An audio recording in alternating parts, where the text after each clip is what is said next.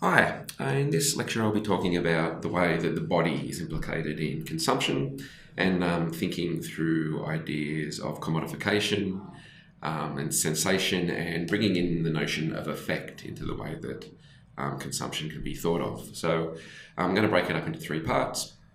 And to begin with, I want to talk about some kind of background to ways of thinking about how the body and the mind have been in much philosophy separated, and how in recent times this has come to seem to be a bit of a problematic way of thinking about the way that we experience and practice, and the way that we experience sensation in particular.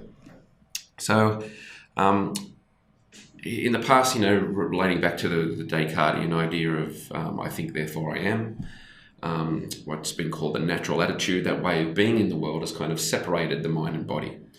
And you'll think here sometimes, often when you hear a sports person being interviewed, they'll say something like, yeah, the body feels good, as if it's somehow separate to their mind, and they'll kind of be able to kind of reflect on that.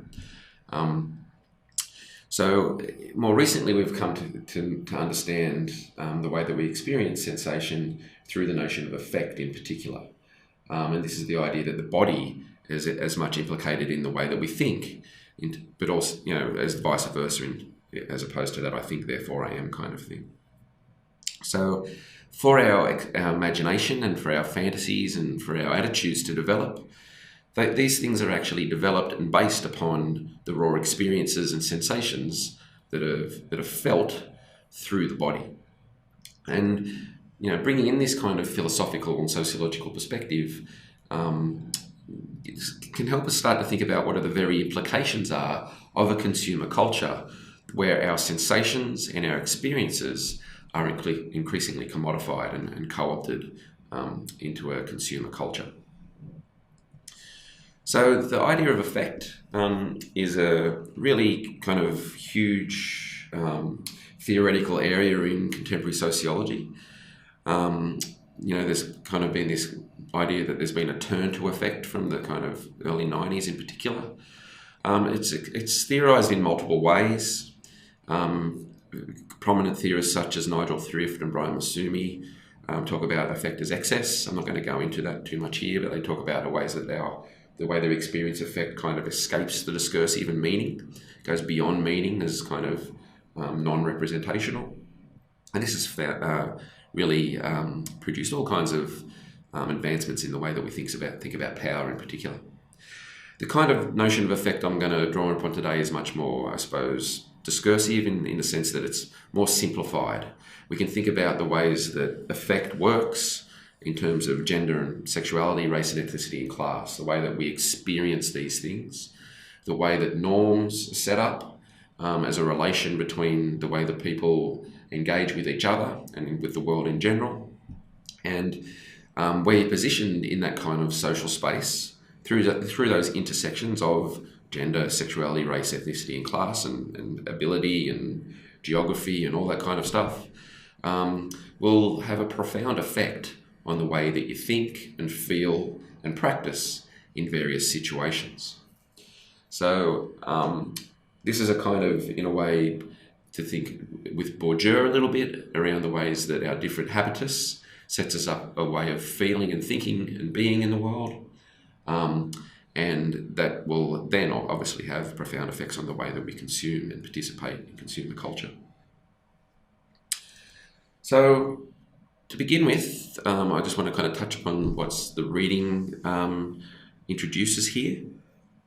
And it touches on these kind of different tensions that are implicit in consumer culture, and particularly the experience and sensation of it. And so there's these tensions, and also kind of talks about those figures of the vampire and the cyborg and things like that.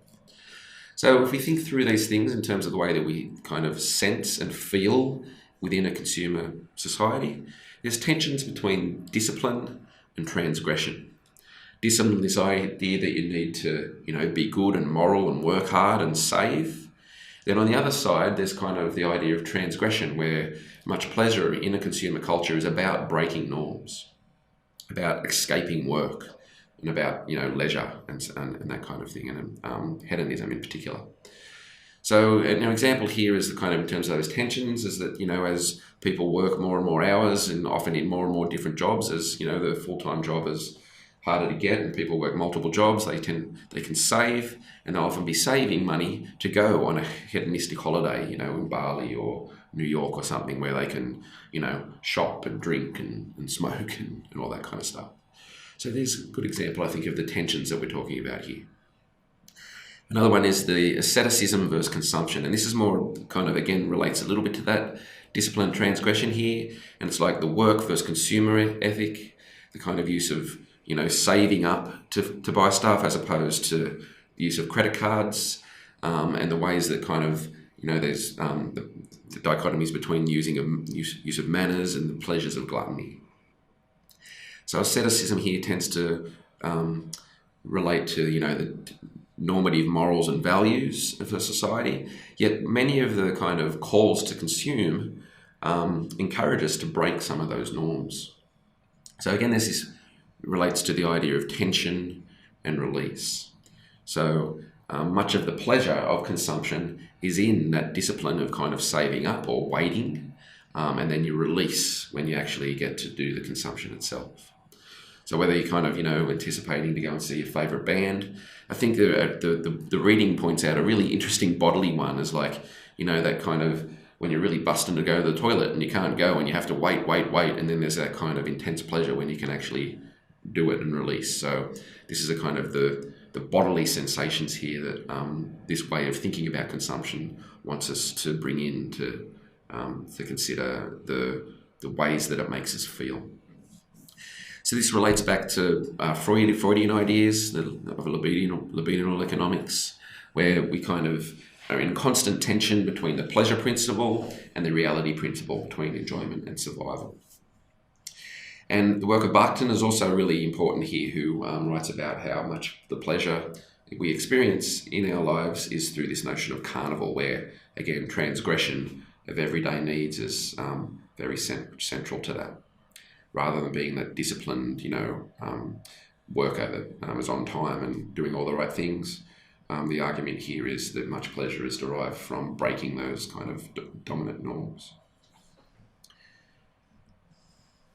So again, the reading wants us to think about how our relation to these sensations and the way that our body is implicated in processes of consumption and production has changed over time. It's changed over the last couple of centuries in particular, and even more rapidly in the last couple of decades as digital technology and communication technologies have become to kind of saturate our day-to-day lives. So certainly the shift from feudal to capitalist society was really important here, and this is what Marx was particularly interested in. Again, the body in that kind of production society is about exploitation. The body produces surplus value, and consumption in that sense was mostly based upon the need to consume food, to have the energy to be exploited and to produce more and more and more.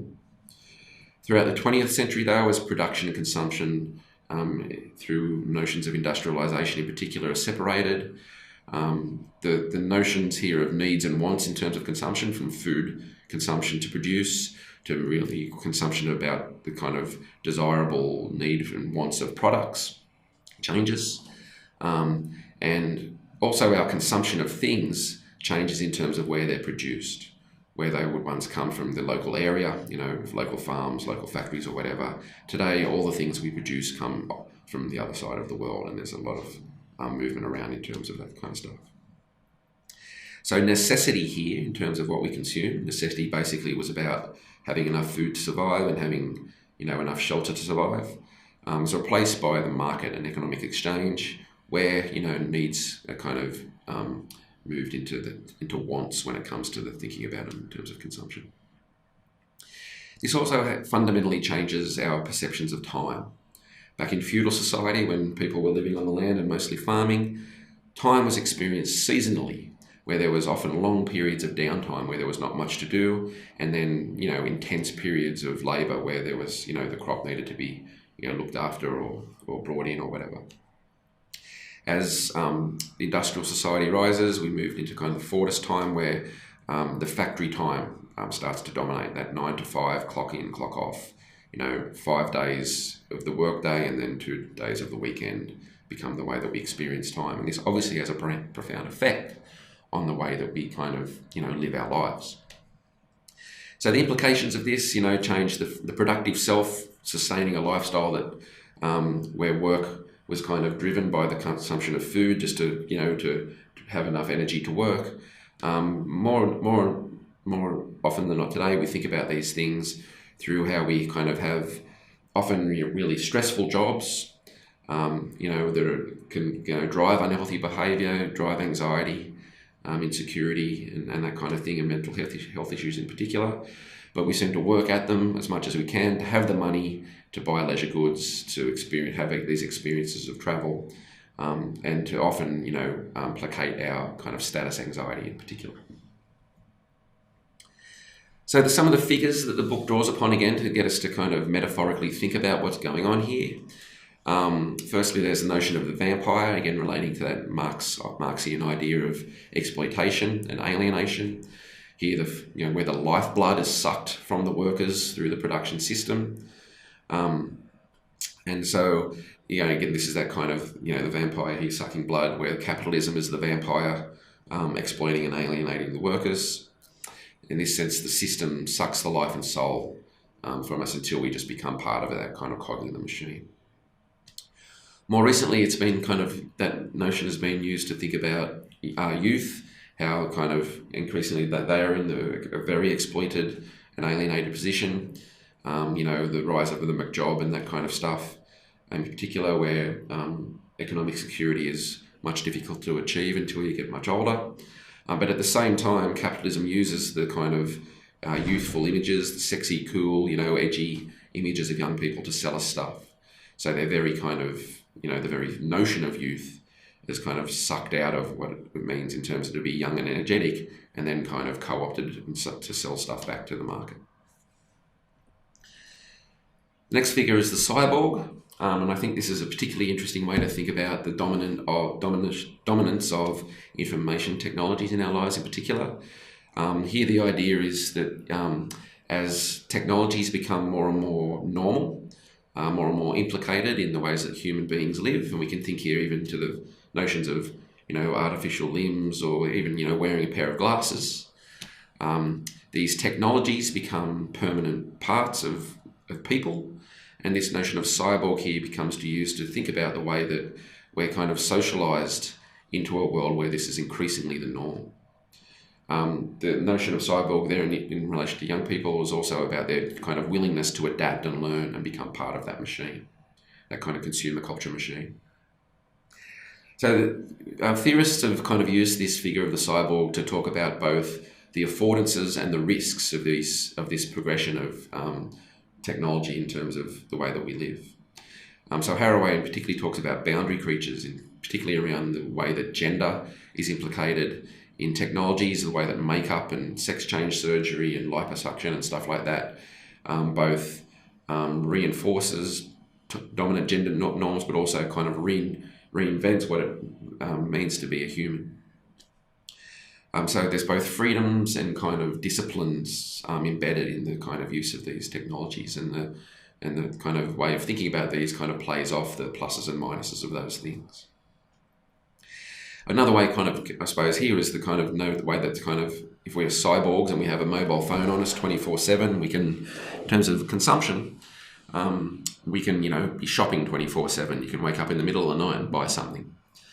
So they're the idea that, the very consumption market becomes not just something you go out of the house to a shopping centre to kind of buy stuff or whatever. The market now is embedded in home, could be even in your bed as you're kind of, going to sleep at night. So here, this notion of cyborg gets us to think about the way that technological advancement has an implication on the human body, solarium, liposuctions, plastic surgery, extreme diets and the like. The way these kind of challenge the very idea what it means to be a human, and in terms of consumer studies, gets us to think about the ways that these technologies kind of impel us to do a particular kind of consumption. The third one is the zombie. And again, this is kind of that stereotypical mindless consumer. that the zombie figure really does relate to that Frankfurt School notion of cultural dupe, I think, that we've spoken about, that I've spoken about already. The zombie here is a metaphor of bodies without minds, people just mindlessly kind of going through the world and not thinking too much about what's going on, mindlessly consuming, mindlessly buying stuff. It also relates to labour practices as well, and the zombie has been used to illustrate, the factory worker in Fordism, to those making McDonald's burgers in a kind of like factory line, to increasingly things like call centres.